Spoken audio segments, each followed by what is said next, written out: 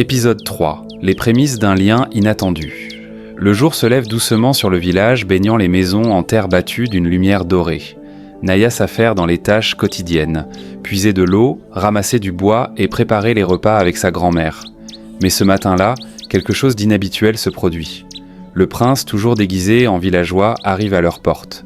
« Bonjour mère », dit-il respectueusement en saluant la grand-mère. « J'ai vu Naya porter un énorme fagot de bois hier. J'aimerais l'aider aujourd'hui, si vous le permettez. » La grand-mère, bien qu'étonnée par la proposition, accepte avec un sourire. Un jeune homme qui aide sans rien attendre en retour. C'est rare de nos jours. Sois le bienvenu. Naya, un peu embarrassée, se prépare pour une nouvelle journée dans la forêt, cette fois accompagnée de cet étranger étrange mais intrigant. Dans la forêt, le début d'une complicité.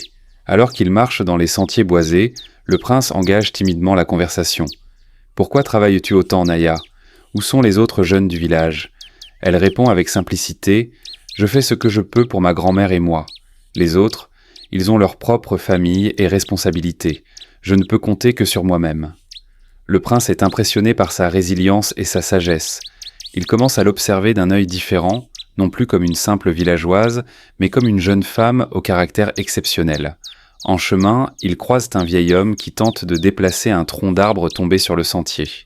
Sans hésiter, Naya dépose son fagot de bois et court aider.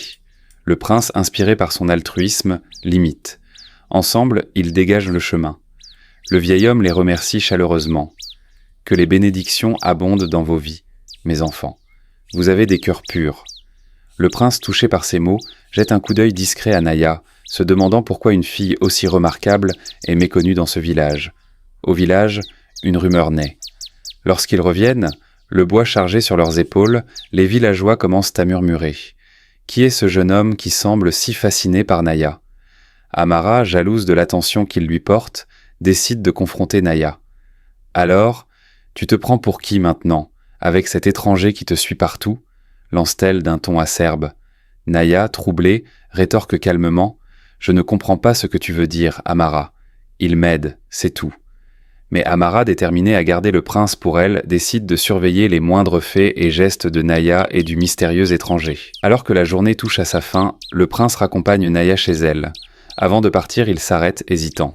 « Merci de m'avoir laissé t'accompagner aujourd'hui. J'aimerais revenir, si cela ne te dérange pas. » Naya, surprise mais sincèrement touchée, répond avec un sourire timide. « Tu es toujours le bienvenu. » Dans son cœur, le prince sait qu'il doit rester discret pour ne pas révéler sa véritable identité, mais il sent qu'il est déjà lié à cette jeune fille de manière inexplicable. Amara ourdit un plan pour discréditer Naya devant le village, tandis que le prince réfléchit à comment rester proche de Naya sans éveiller les soupçons. L'amour ne s'explique pas.